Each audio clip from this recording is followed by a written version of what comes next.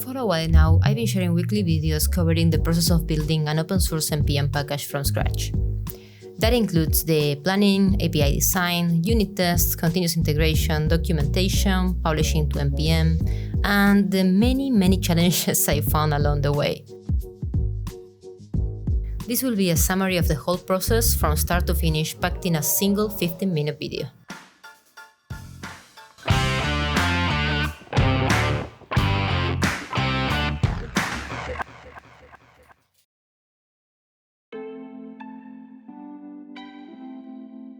The package we're building is a UI tool for the terminal.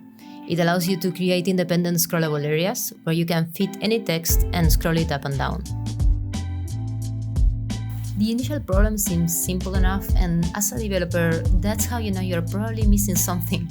So I thought it was a good idea to start with a quick proof of concept and see how it went. The goal of this proof of concept was simply to calculate where to split the text based on the window width, and only to show as many lines of text as we could fit based on the window height. Then, as the user presses the arrow keys, the box is re-rendered considering the new starting point. So let's get to work.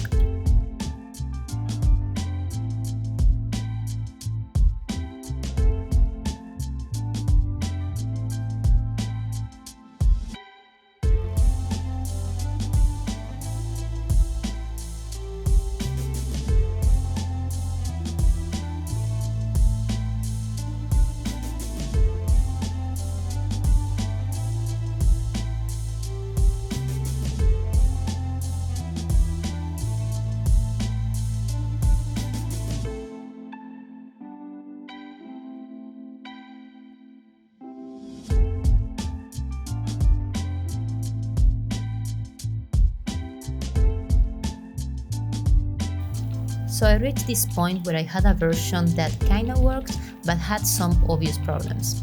The text was scrolling up and down, and the scrollable area was placed correctly, but the text splitting was weird, and I could see some strange characters that appear across the content. After some research, I learned that those are actually ANSI scapegoats, which take care of the styling, formatting, and other stuff in the terminal.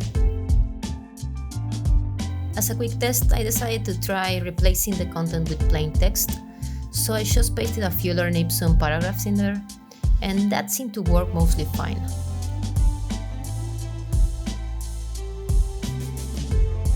So we got something working.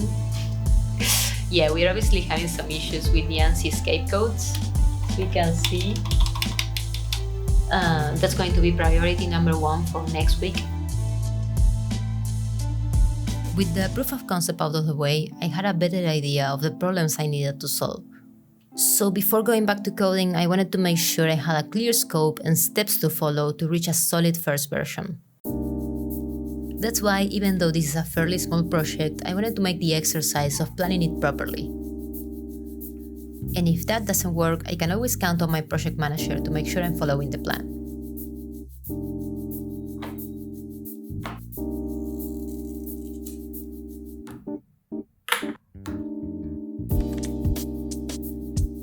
I usually use digital tools like GitHub Project for the planning, but this time I thought it could be fun to use actual post-its.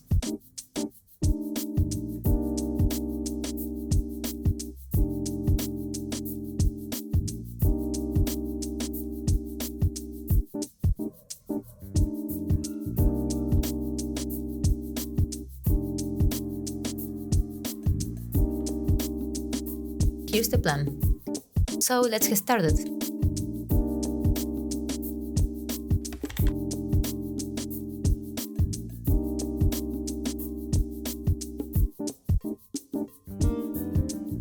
For now, all I'm doing is to create a new empty project and move my proof of concept there.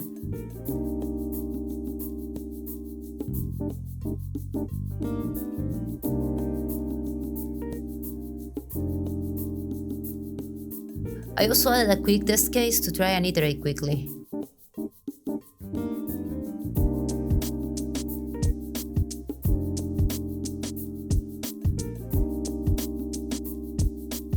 You might remember from the last video that I had an issue with the ANSI scapegoats.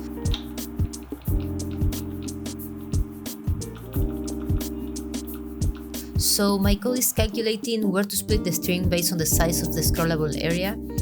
That works if you are splitting plain text, but terminal applications normally use ANSI escape codes to add format. ANSI escape codes are a standard that controls the styling and formatting in our terminals, and they look like this. So that presents two problems. One, the string ends up being longer than expected. And two, if you split through the codes, you may break the format, which causes the issue we saw in my last video. After some research, I found the perfect solution. There's a package called wrap ANSI that takes care of both problems.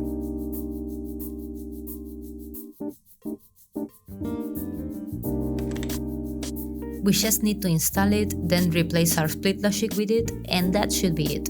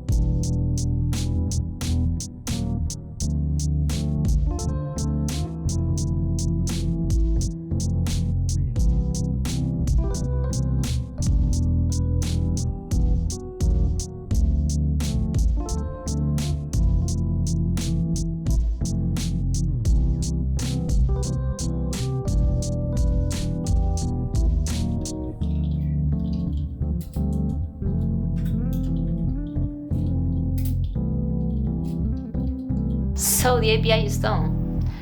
You can create a new scrollable area by using the constructor and passing a configuration object, or you can use the builder methods, or you can use both at the same time. I also set default values considering what I think will be the most common use cases, so you can use the low config version if it fits your case. So with a solid plan, one major issue fixed, and a decent API for the project, I was ready to move on to unit testing. GitHub Copilot really helped me out here. It sped up the process a lot, especially at the beginning.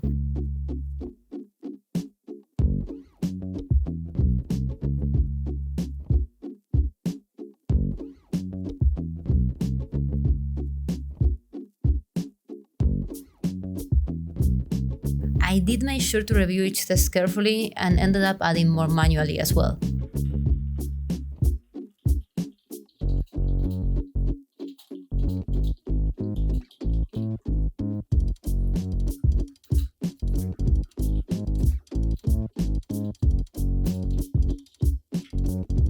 So after a little while, I ended up with 3 sets of tests. One to test the initializer, like the constructor and the default entry point, another to test the builder methods, and finally the most important one, the one that tests the scroll and print methods. Let's jump to the automation part.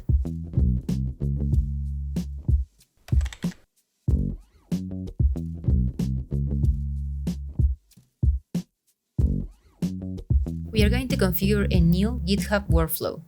This workflow will automatically run our tests before allowing us to merge a new change to the main branch.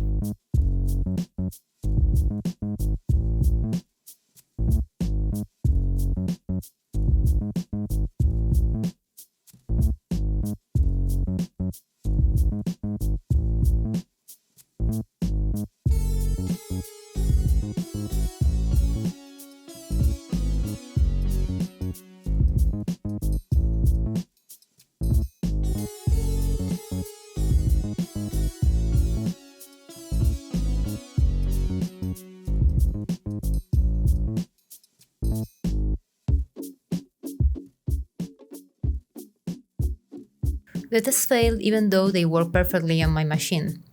I did some research and learned that there are some limitations in the GitHub Actions shell that make methods like cursor2 unavailable. I figured there must be some other CLI tools that face these same issues. Take Aura, for example. If we take a look at the code, we can see that they use some of the same methods that we use to write and move across the terminal. But they have an option to replace the default stream. That way, their test cases run in a fake stream that doesn't interfere with the test framework. I also saw the same strategy used on other CLI libraries, so I decided to go for it.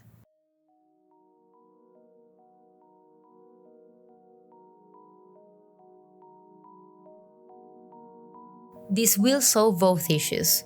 My tests won't interfere with Mocha's output, and all required methods will always be available no matter where the test is executed.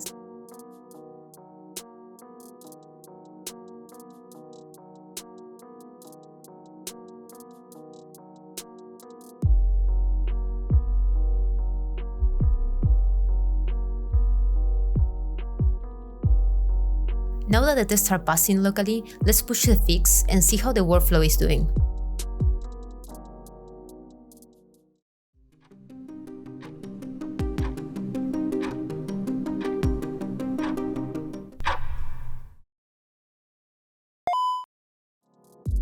And finally, our tests seem to run both locally and in our workflow.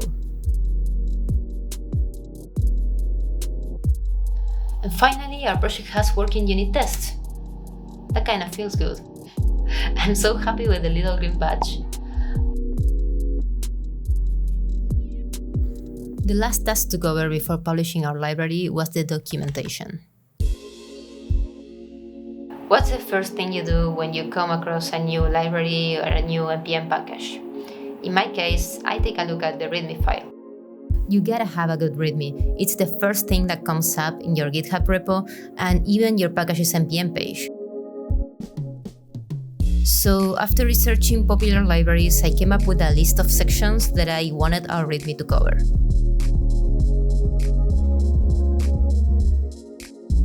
First, we need an introduction.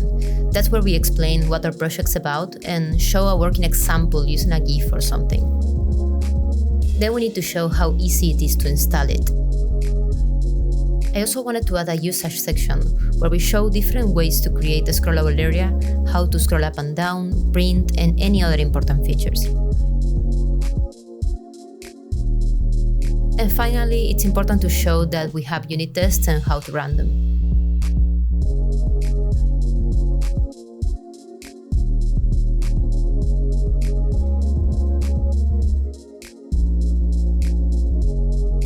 So we got a README, but we are still not quite done with documentation. The last thing I want to do is to document the code with JSDoc. In case you haven't heard about JSDoc, here's a quick intro. It's an open source API documentation generator for JavaScript. You use it to document your code through comments.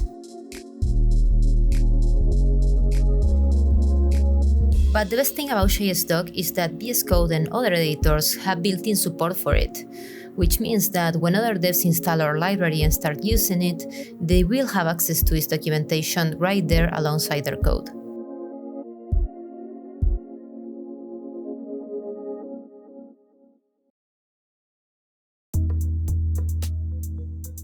Now that we are done with the documentation, it's time to learn how to publish an NPM package. Here's what we need. First, we need an NPM account. That's easy, just sign into NPM. We also needed to make sure that the distribution build only included what we absolutely needed. Now keep in mind, we want to keep this package as lean as possible, so we don't want to include anything that's not really needed. All we need our package to include is the transpile files, so these two, the declaration files, and also the package.json, which is automatically included, and the README file, which is also automatically included as long as it's in the root directory. Luckily, configuring what we want to include is fairly simple. We just need to set the files property in the package.json. We also need to set the types property, which points to our type declaration files, making sure NPM knows that the package has built-in TypeScript support.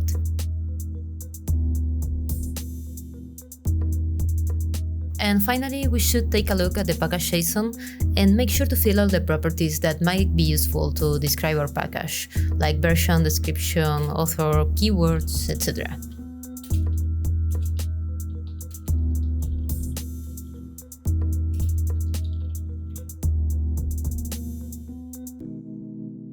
Once all of that's done, we need to log into NPM from the terminal. And finally, just run the publish command.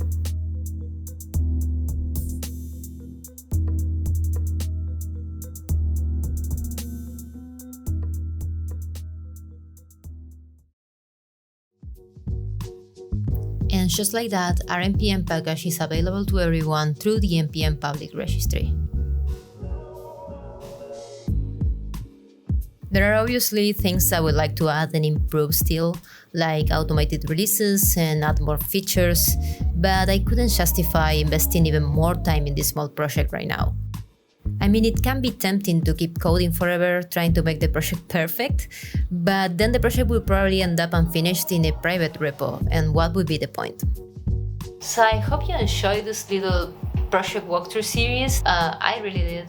And I have a long list of projects that I want to work on and share with you, similar to this one. So if you enjoyed this, consider subscribing. And until next time, keep coding and have fun.